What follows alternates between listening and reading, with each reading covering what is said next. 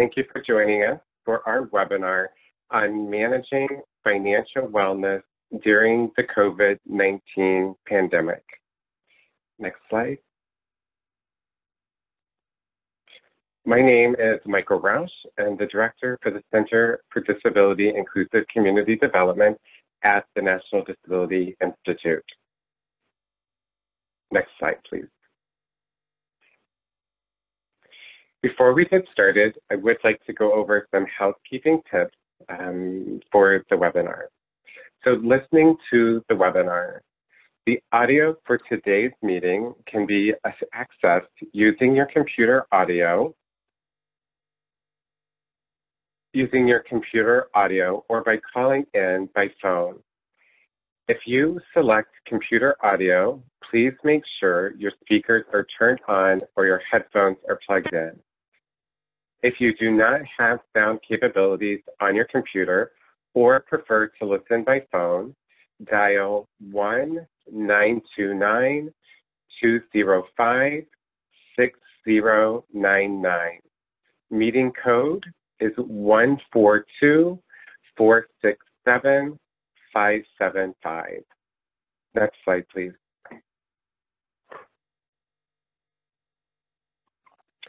Captioning. Real-time captioning is provided during this webinar. The captions can be found by clicking on the CC button in your Zoom controls at the bottom of the screen. If you do not see the captions after clicking the button, please alert the host via the chat box. You may also view captions in your browser at strtext.net/PLAYER?NDI. Next slide, please. Submitting questions. Please use the Q&A box to submit any questions you have during the webinar, and we will direct them accordingly. If your question is not answered during the webinar, or you are listening by phone and not logged in, you may email your question to me, Michael Rausch, at mroush@ndi-inc.org. Next slide. Technical assistance.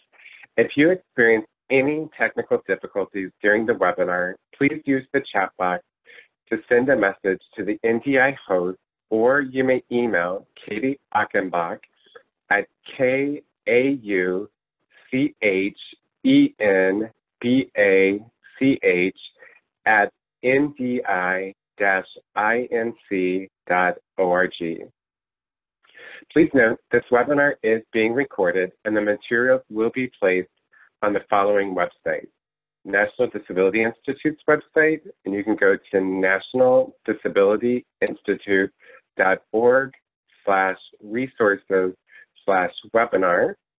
You can also view the recording at the Illinois Council on Developmental Disabilities website at www.illinois.gov/site/ICDD. Next slide, please. Great.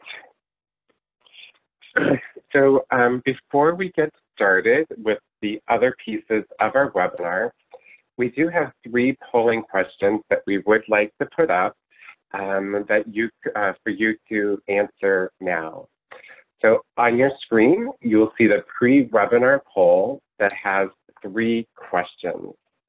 If you could take a moment and answer those questions, that would be great. The first question is, how much do you know about how to find information about disability-related financial matters related to COVID-19? You can respond, I don't know anything about this, I know a little about this, I know a lot about this. The second question is, do you know how to do your banking during the COVID-19 crisis? You can respond, I don't know anything about this, I know a little about this, I know a lot about this. Third and final question is, Do you know how to cut your expenses if you're having trouble making ends meet? Again, the options to select are, I don't know anything about this, I know a little about this, or I know a lot about this. I'll give you a moment to respond, and then we'll close the poll.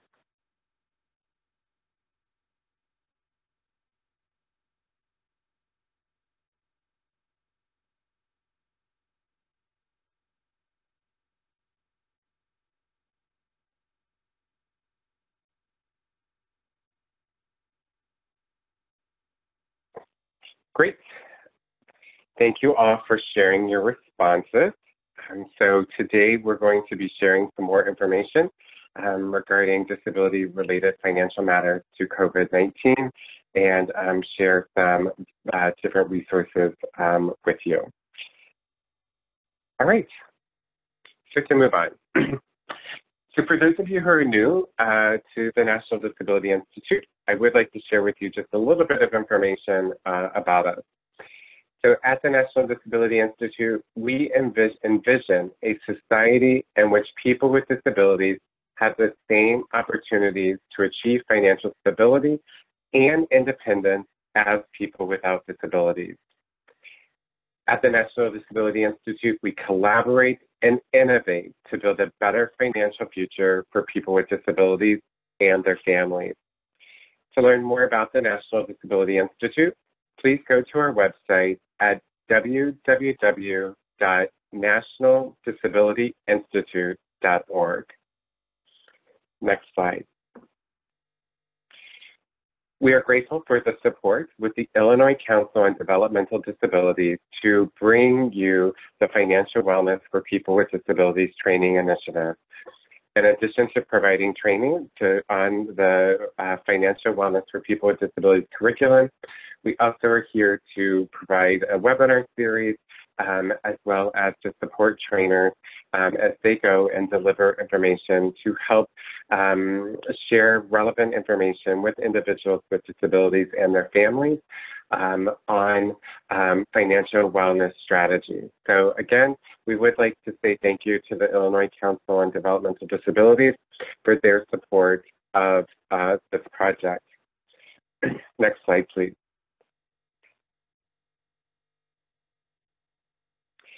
And Mariel Hammer was scheduled to be with us, but unfortunately got called into a last-minute meeting.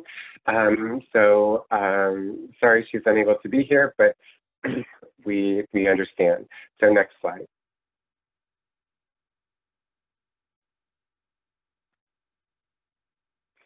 Great. So here's what we're going to cover today on this webinar. So first of all, we want to share with you some feedback from individuals through NDI's listening sessions that we did, as well as an online survey on navigating COVID-19 pandemic, on navigating our financial lives during COVID-19.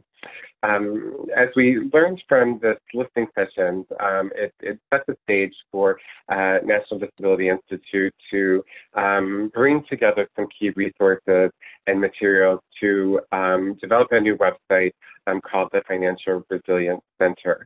So we will be sharing with you more information on that. We also want to share some tips on managing financial wellness during COVID-19.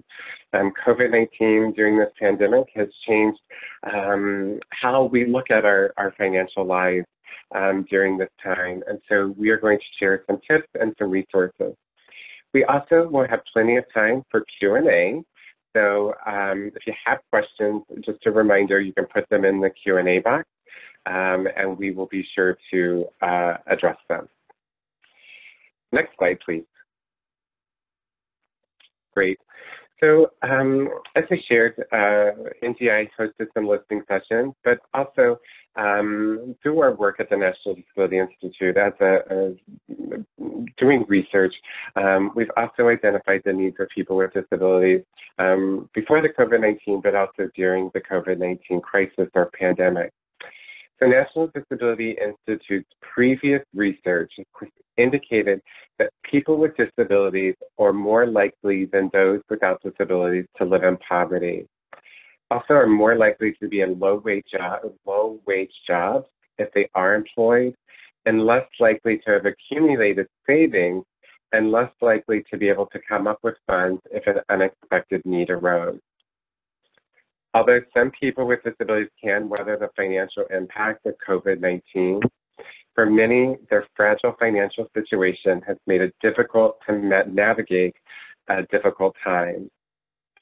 So as I had mentioned, as the COVID-19 crisis was emerging in March, National Disability Institute held 2 listening sessions with over 17 national organizations and conducted an online survey with over 600 respondents. Next slide, please.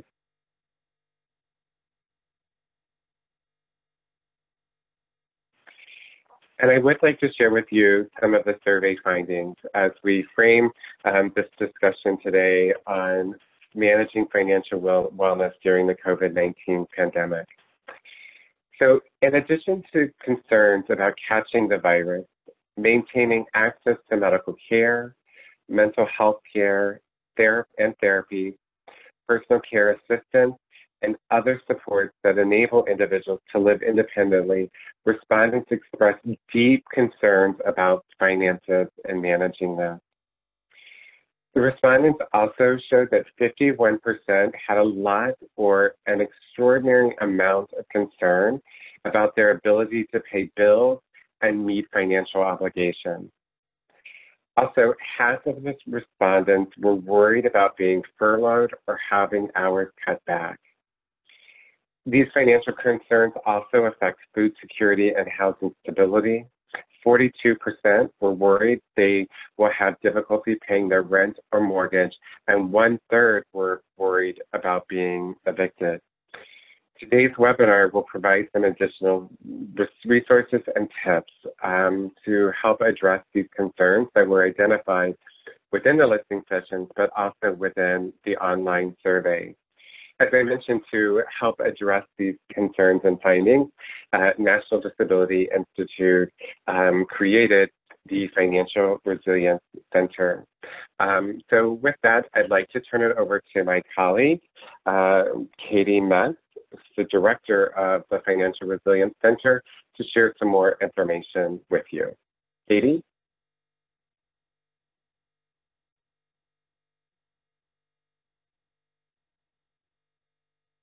Apologies, Michael, I was on mute. Thank you so much. So we'll go ahead and get started. Financial Resilience Center, NDI, next slide, please. So the NDI Financial Resilience Center was developed by NDI, of course, in response to the COVID-19 crisis. We remain, our support is from the Wells Fargo Foundation, who has been a funder of NDI for several years now. And so we were very excited when they reached out to us, and we had the opportunity to be able to provide these types of resources to individuals with disabilities and chronic health conditions. As we know, individuals with disabilities and chronic health conditions often have, as we've talked about many times, and Michael has mentioned in the webinar today, have issues and struggles and barriers when it comes to financial health. And so this is an opportunity to be able to provide resources for those individuals who now are most likely struggling even more so during the COVID-19 pandemic. Next slide. So the purpose and the goals of the Financial Resilience Center is to really serve as the go-to trusted resource on financial health and resiliency for people with disabilities and chronic health conditions. And you'll see that language a lot throughout this presentation and throughout the Financial Resilience Center site. And I'm going to shorten that to an FRC acronym, both for all of us as well as maybe our interpreters to help them as well. Financial Resilience Center, I know, can be a mouthful at times. So we'll call it the FRC site. So as I was saying, the FRC site, you'll see this language throughout. We know through research and studies, often people who may have chronic health conditions such as diabetes or other issues may not always identify as persons with disabilities, even though they do qualify under ADA and other definitions. So we really wanted to make sure that we were reaching as many individuals as possible. So that's why we kind of use that language. We want to make sure that we're providing real-time information that answers questions about financial matters related to both the COVID-19 pandemic and also just in general around financial resilience. But we wanted to do so in a format and language that is easy to understand for individuals. So as we move forward and we're all watching information that comes out perhaps around the CARES Act or economic stimulus payments, it can be very confusing. And so we wanted to make sure that we were putting this information out in a way that people could easily read and digest and understand. And in doing so, we also want to provide comprehensive financial education and information to individuals to give individuals and their families and even providers at times resources that they could go to find out more information to really promote the effective financial decision-making and financial stability in response to everything that's going on, especially during these times of uncertainty. And people may not always know where to go to get their questions answered when it comes to benefits or rep payees or all types of information around both the COVID-19 pandemic and, of course, financial resiliency in general. Next slide. So what we offer, we try to offer timely, accurate information and alerts. So we do that in a couple of different ways that I will go over in the next few slides. But please note that we really work hard to make sure that all the information that is submitted is accurate if they come from trusted resources. And we try to do so on the site so that information is posted in different ways so that people can see it and understand it. They're provided under different topic areas of interest to help users better understand how they can deal financially with the current pandemic. So keeping that in mind, we do have information on there and resources around health, of course, during the COVID-19 pandemic and other information, but pretty much everything that is on the site is financially based information to help individuals day to day.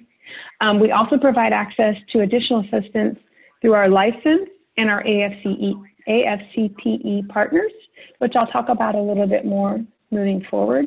And then we offer an email listserv where we send out a weekly newsletter that gives updates and alerts on current information that is really important to the disability community. And so we want to make sure that people know about what's going on and have real-time, accurate information. Next slide. So as I mentioned previously, everything we try to keep current, up to date, which is not always an easy lift, but we work hard because we really want to make sure individuals have the information that is most up to date. So we update the site weekly at a minimum.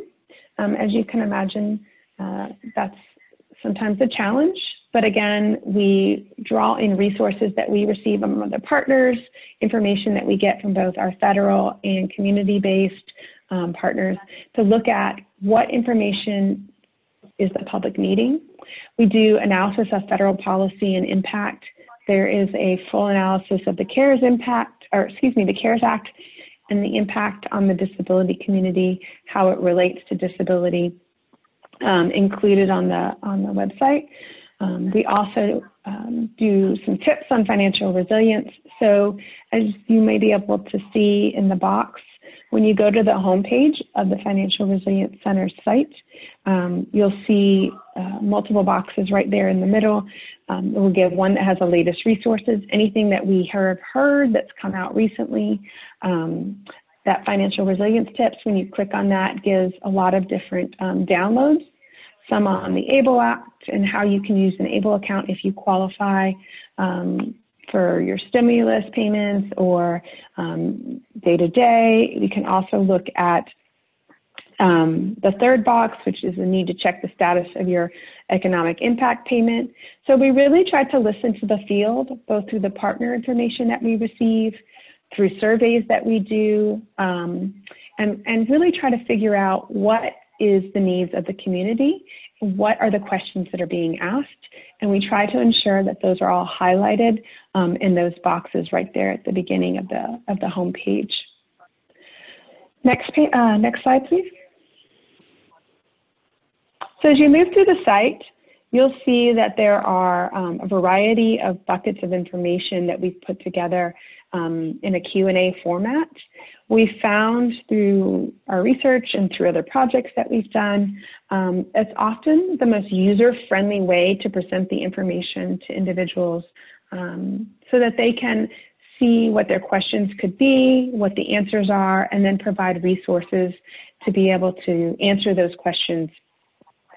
So the way that we came about these topics of areas of interest, NDI did listening sessions a couple of months back when the COVID-19 pandemic first started. We also did a survey of the disability community, and then we continue to look and listen to what's going on in the field through our partners, through our colleagues, through our staff throughout the country. So we really try to keep a pulse of what is going on in the field, what is the chatter, what are people talking about, what do people have questions about. And that's how we come up with these 6 buckets. So the 6 buckets are COVID-19 stimulus. Of course, everyone wants to know when is the money coming to them, how will they get their money, how do they check on it. But then we also talk about employment and unemployment, which is another hot topic for I think many individuals throughout the country, whether you have a disability or not. But specifically for persons with disabilities who are often, as we know, those who struggle with unemployment. And so we want to make sure we're answering any questions so that individuals both can continue to seek employment if they choose to do so, but also that they know how to receive unemployment benefits for those who qualify. And then, of course, public benefits, which is always has many questions, and maybe how will the stimulus money affect my benefits? Questions around Medicaid, Medicare. We also have a bucket around managing money. So during this time, I think we're all looking at how can we budget better? How can we open a bank account online if we need to? Many banks aren't open, brick and mortar. So a lot of really great resources and information there. We have a bucket on housing, food, and healthcare, which really talks a lot about different areas. If you're in crisis, how do you find a local food bank? With housing, if I can't pay my rent or mortgage, what do I do? And provides the resources for individuals to know how to do that, take care of those situations. And then, of course, healthcare as well. Of course, huge topic right now for everyone. And then finally, our 6th bucket is scams. Because unfortunately, as we know, disability community is a vulnerable population that is often taken advantage of. And so during these times, it's even more so that we want to make sure people are aware of the different scams that are out there when it comes to a variety of areas. People claiming to be the IRS, give me your personal information, those types of things. So we try to be very diligent in providing information on the scams that are out there. And then also we'll talk about, we have a Q&A format, as I mentioned before. So we ask a question in the lens of a person with a disability, and then we try to answer it in as simple language as possible, with still giving the information in a very timely manner. And then finally, as I mentioned previously, we're constantly updating these sources and this information. So our team finds the information. We often find new information as it comes out. It comes out from our IRS partners, from labor, from Social Security Administration. So we try to keep our fingers on the pulse of everything that's coming out. And then we have a team of staff members at NDI who analyze that information, submit it, and then really look at how can we, tweak it to the language that best suits the community. And these are all NDI subject matter experts in a variety of areas. And all of that happens, as I mentioned, on a weekly basis so that we can put that up on the FRC site for individuals to be able to see the information. Next slide. So I also want to talk to you about the additional support that is available. So in addition to the Financial Resilience Center site, which is a lot of wonderful information, answering questions for individuals, we also recognize that there are many individuals out there who need something a little bit more. They need that additional support to go one step further. Really looking at, what does it mean to be able to talk to someone who can help them with financial counseling? So that additional support needed to maybe navigate their current financial situation. So we do that through two partners. One is the LifeSense, our LifeSense partner. That is a self-paced online financial wellness training that is coming very soon. Actually, we hope to launch that late next week. And it is free of cost. So it is, again, as I said, a self-paced financial wellness training tool that was developed with LifeSense and our NDI subject matter experts to really walk individuals through the habits that they can build around saving, and how that interacts with benefits, employment, and other areas, so that individuals can take this training tool and kind of gain some confidence around making everyday financial decisions. So again, that's the first way, this self-paced tool. The other way that we try to provide additional assistance to individuals is through our partners at AFCPE. And AFCPE is really a great partnership when it comes to providing counseling and coaches. They are all certified professionals. Many of them have taken a disability inclusion training course that NDI developed for the counselors. And so if they've taken the course and completed it, they can be matched with individuals who sign up for virtual financial counseling and coaching. So when you go through the registration page, individuals can indicate that they're a person with a disability and that they would like to be paired with a coach or counselor that has received this disability inclusion training. And so once they're paired up, a counselor will contact the individual and connect with that individual, which really helps individuals have someone that they can talk to one-on-one. And these counselors and coaches can really help in a variety of ways. They might be able to help the individual address an immediate money challenge. So maybe I lost my job, I don't know how I'm going to pay the rent this month. And so they can look at how can they create an effective spending plan with the individual, and so figure out ways that they can maybe shave their budget so that they can help them meet immediate challenges. Or perhaps the individual wants to learn about building savings, overcoming debt, and just kind of modify their money management behaviors. So again, these two partners we've worked with to really bring one step further than the Financial Resilience Center. So if the Financial Resilience Center answers your questions, great, and then you still feel like you need a little extra support, we have those two partners in place. Next slide. So what can you do? So as our partners joining us today, if you're an individual, please visit the Financial Resilience Center. And if you're a partner, please visit the Financial Resilience Center. Also, we ask all of you to refer individuals to all of the resources that are available.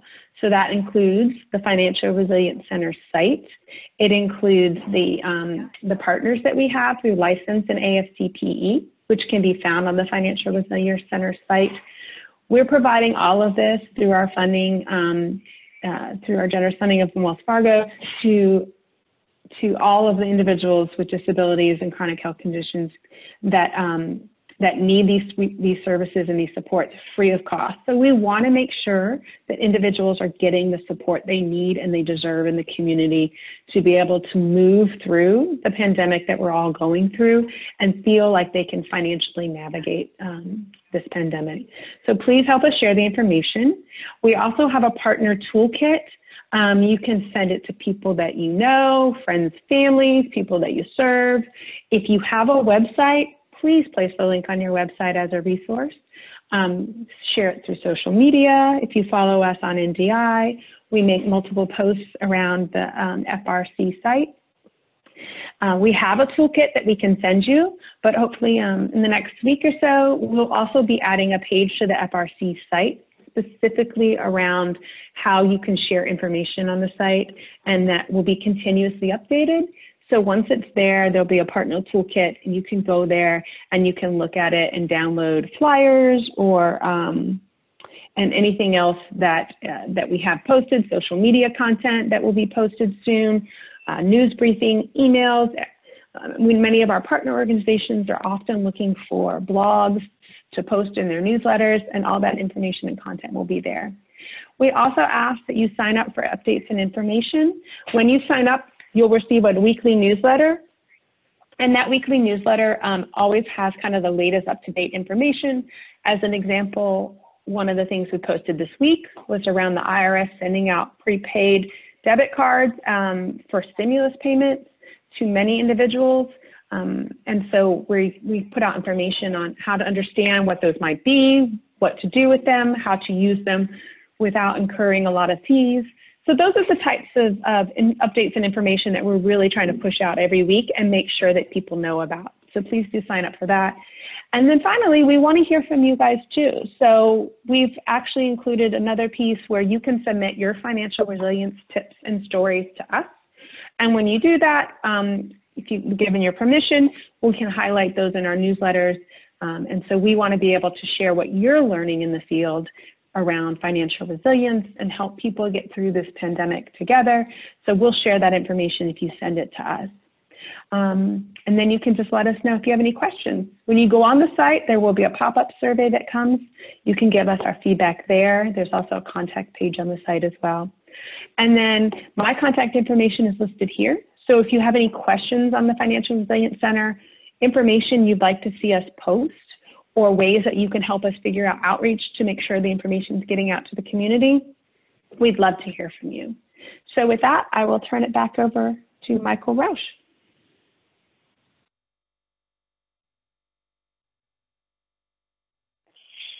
Great, thank you, Katie, and thank you for sharing this information with us on the Financial Resilience Center.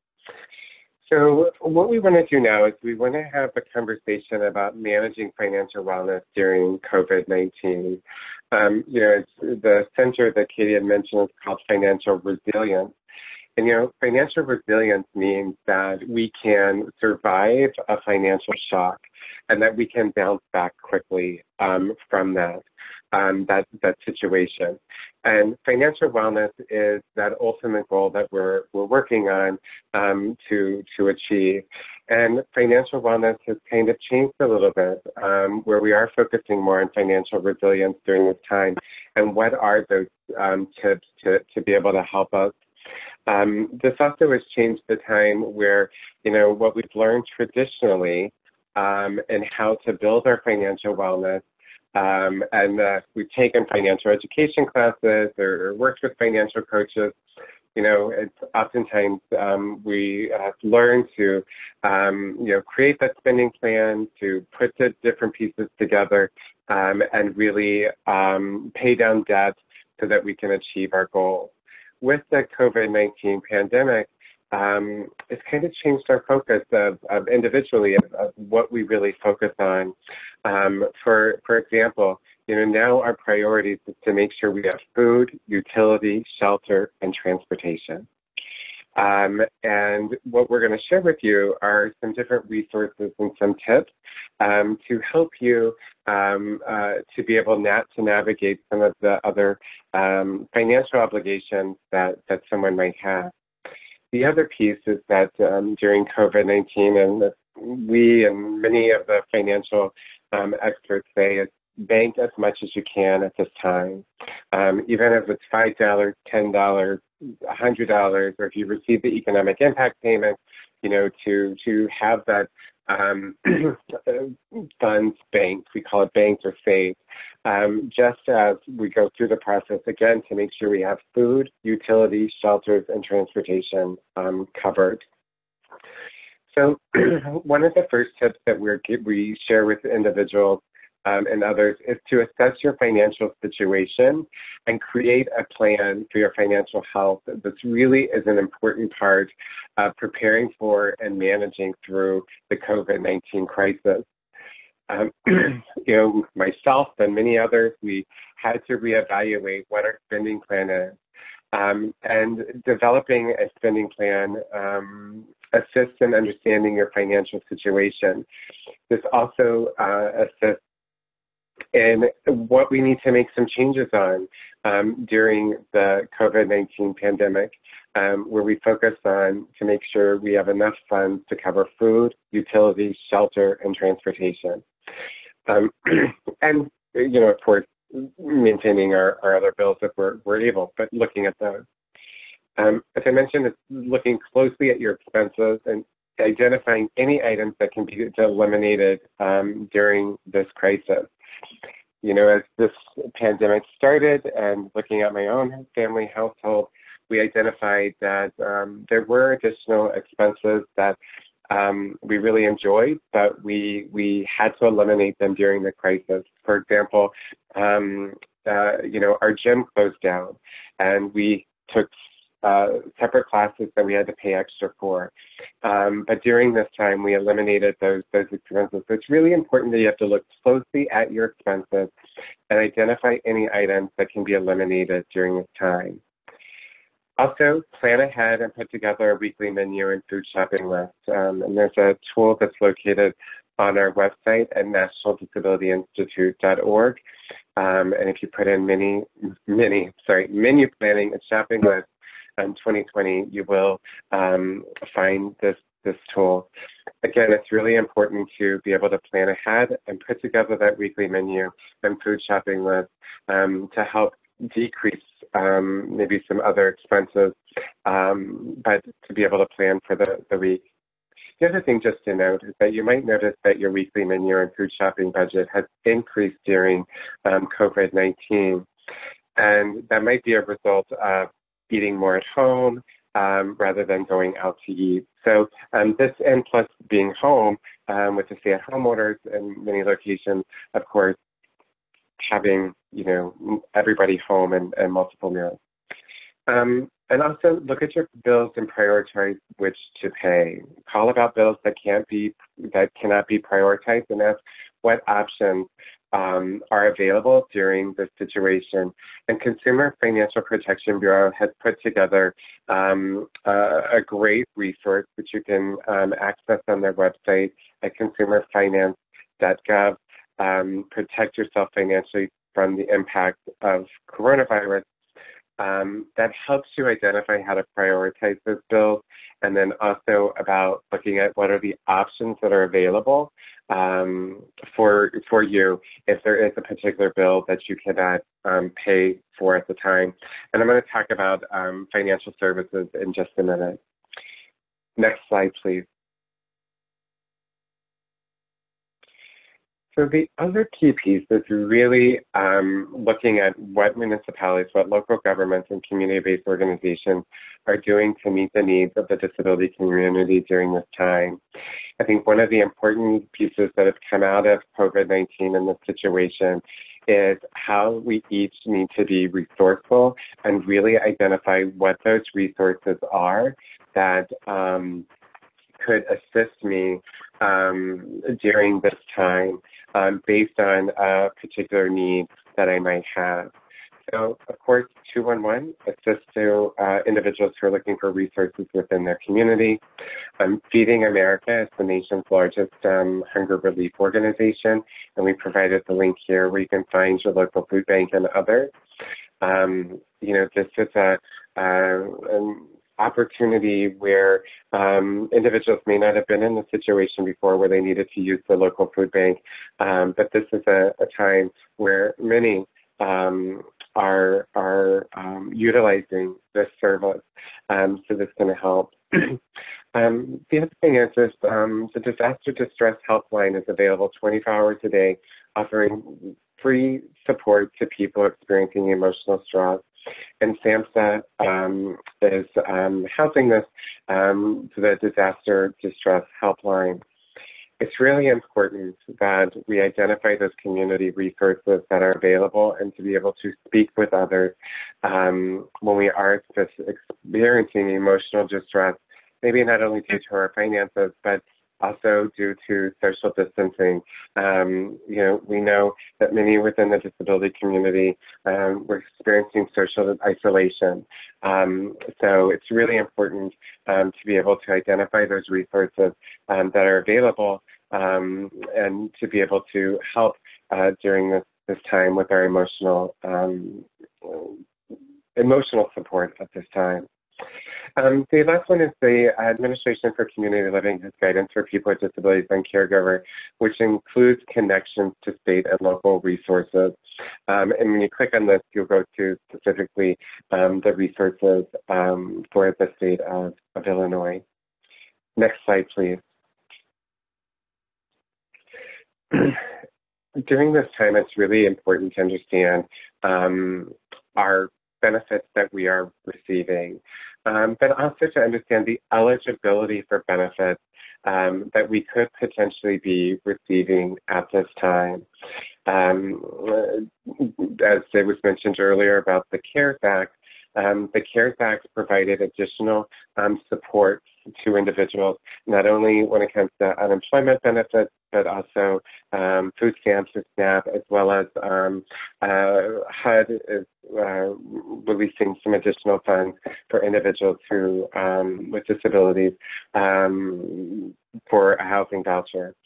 So it's really important to look at the different benefits that you receive, what are changes to those programs, and what are other benefit programs that you might be eligible for. If you receive a Social Security benefit, you can access resources at choosework.ssa.gov. They also have great information when it comes to COVID-19 resources and responses, as well as any changes with reporting wages and things like that. So you can check that out. The other thing is that if you've lost a job, you can determine eligibility and apply for unemployment benefits. And we provided a link here that you can go to understand more about unemployment benefits. And we included this particular link because it also provides information on the additional $600 that individuals could be eligible for under the CARES Act if they are receiving unemployment benefits. So as you receive your state unemployment benefits under the CARES Act, there's the additional $600 a week that individuals can receive. I will say that we get a lot of questions about unemployment benefits, and we have to, as they're working on the situation and the backlog is, stay consistent with it, keep looking up the website, keep calling the numbers and things like that. And you'll find more about unemployment benefits on the Financial Resilience website. Next slide, please. Here's some additional information on being informed about benefits, looking at SNAP and the Supplemental Nutrition Assistance Program and assistance with food, and they have some additional changes. Also, assistance with applying for utility bills, and you can explore different options from multiple organizations at the website provided. And of course, the Internal Revenue Service has extended the federal tax filing due date from April 15th to July 15th. So individuals still have time to apply, and you can go or file their taxes. So you can check out this link to find out more. Next slide, please.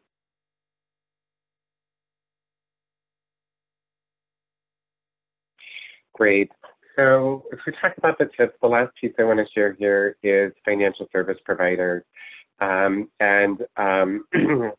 To look at managing our financial wellness tips is really reaching out to our financial service providers and seeing what updates and supports that they are providing. One of those tips is to create a list of each of your financial service providers. So when we say financial service providers, it could be a bank, credit union, your credit cards, your mortgage company, or other loans that you have. Create a list of all of those different companies. And then check with them to see if they have any updates on what they're providing for customers during this time by reviewing their specific websites. So, for example, as I mentioned at the beginning, our priority at this time is really looking at food, utilities, shelter, and transportation. So if I have a credit card and my wages have substantially decreased and I can't pay that credit card at this time, reach out to the credit card company because many are offering opportunities where you can delay payments over a period of time so that you can, maintain food, utilities, shelter, and transportation. It's really important to also read the fine print that is offered from the different companies to see what they provide and the support. Really important at this time to connect with financial service providers. The other piece is we get lots of questions about financial institutions in some areas may have closed a branch during the COVID-19 pandemic to limit the number of people going in. So we encourage people to sign up for online or mobile banking with your financial service provider. And FDIC has put together some great resources and videos on mobile banking. And we provide the link here for you to be able to look at. Lastly, we want to encourage you to explore FDIC-insured able account savings options. There's a variety of options, when you open an ABLE account, but during COVID-19, we're encouraged that individuals look at, like in the state of Illinois, they offer an FDIC-insured ABLE account option to be able to look at that because those funds then are FDIC-insured for up to $250,000. So really important to look at that piece as well. Next slide, please. So here's some additional COVID-19 financial resiliency resources. The first one is promoting financial health and resilience for people with disabilities and their families during the COVID-19 pandemic. You can access that on our website, at the CDIC website, but also at the Financial Resilience Center. Also, if you're interested to understand more about the listening sessions, you can go to our website and access the impact of coronavirus on the disability community. There's some webinars, but also resources that are listed there, or it's a document that shares some updates on the listening sessions and the feedback. Next slide, please. All right, so we shared with you a lot of information. As we're closing out our session today, I just have 2 additional slides here that a lot of people have asked and we have some questions. And that's about the economic impact payments that we've mentioned about. So the CARES Act includes direct payments to millions of Americans in the form of cash payments. The full amount is $1,200 per adult and $500 per child. This includes recipients of supplemental security income and or Social Security disability insurance payments from the Social Security Administration. In order to be eligible for the payments, individuals need to meet 3 conditions: have a valid Social Security number, not be claimed as a dependent of another taxpayer, and 3, had adjusted gross income under certain limits. And you can learn more about economic impact payments at the IRS website at irs.gov/coronavirus/economic impact payments, and you'll learn more. People go to the Financial Resilience website, you click on CARES Act, or you click on the stimulus bucket, you're going to learn more about the different questions on the economic impact payments. Next, please.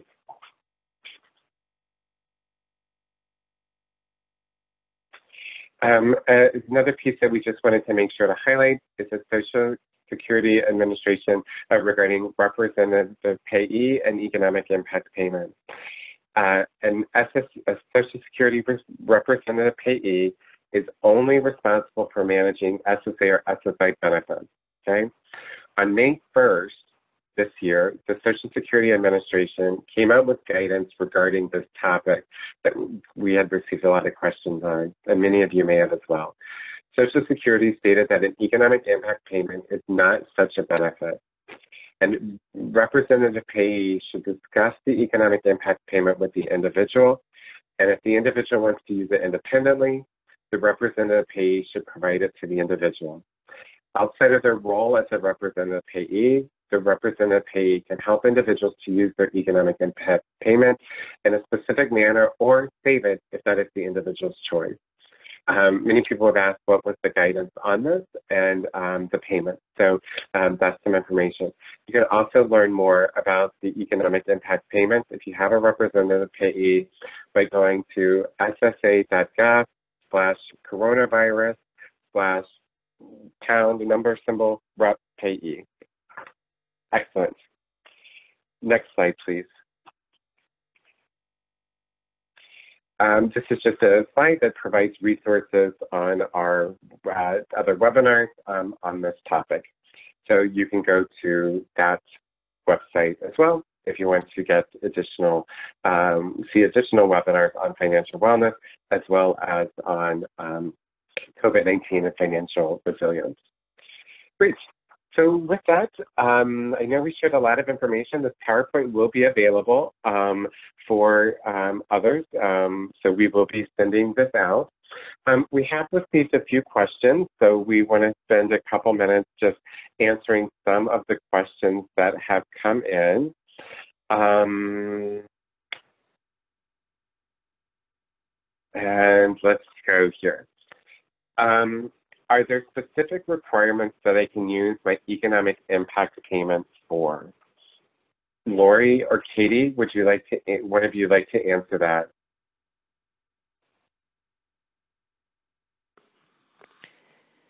So this is Lori.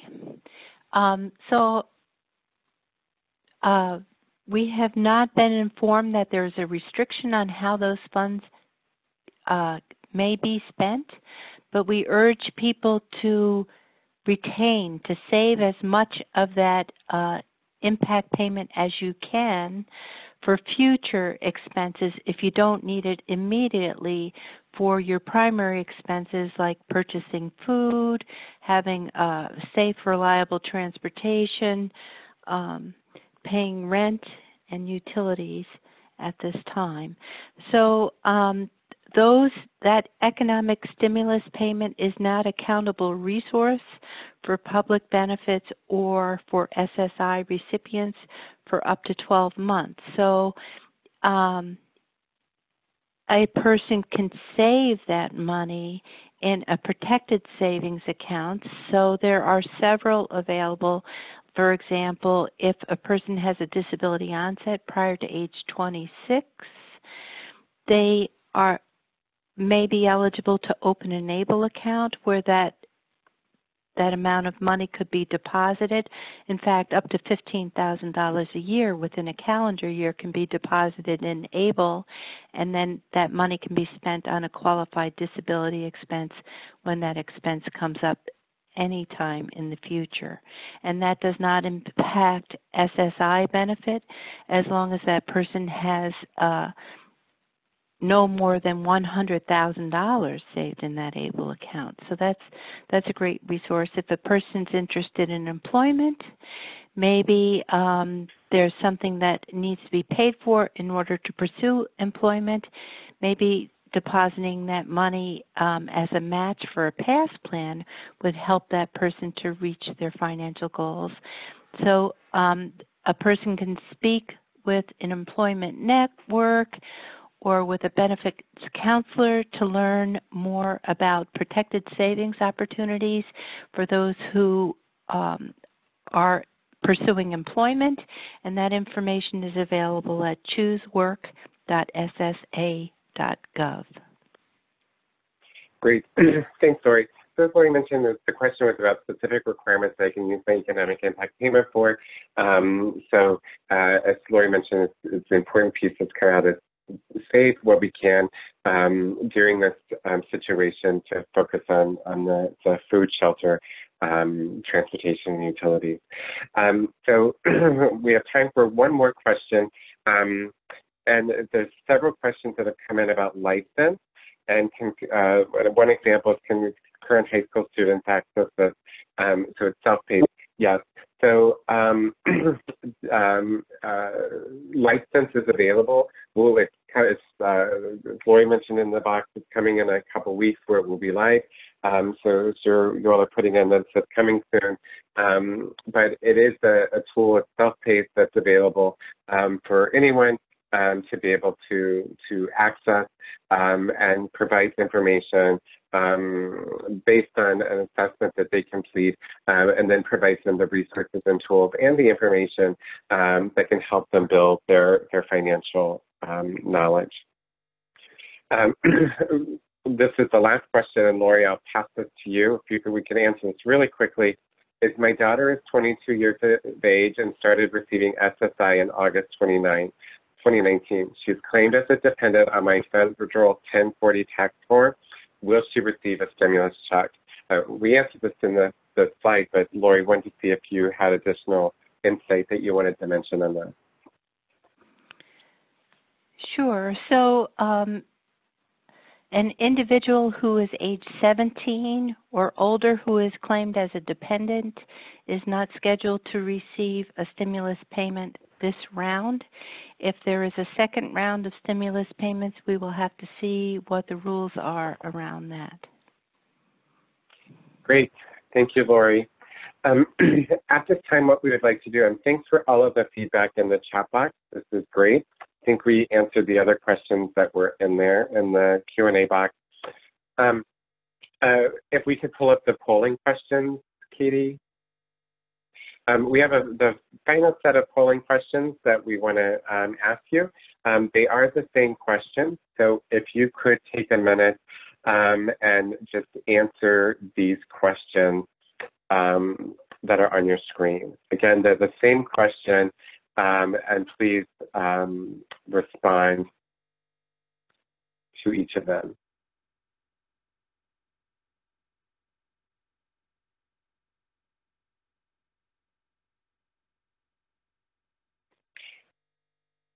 All right, Katie, if we can go ahead and close the poll.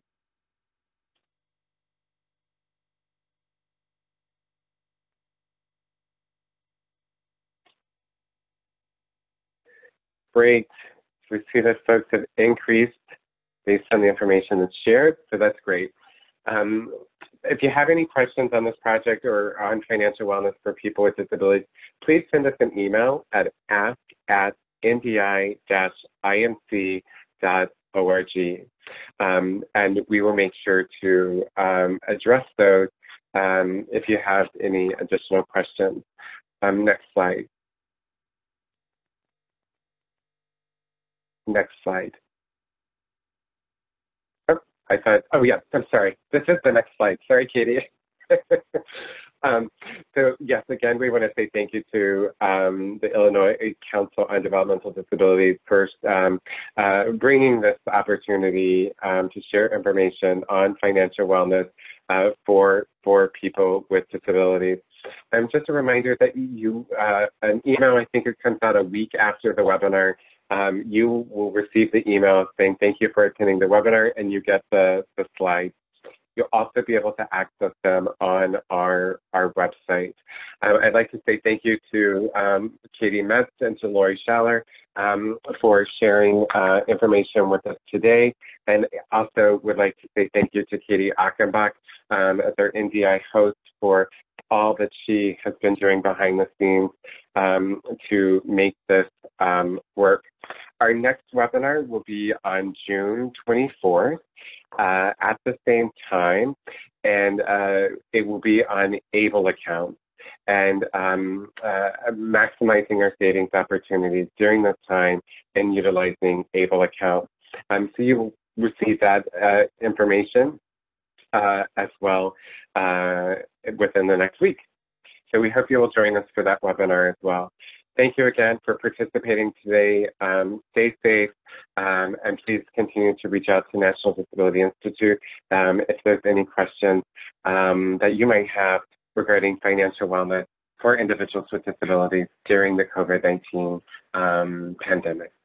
Have a great day, everyone. Thank you.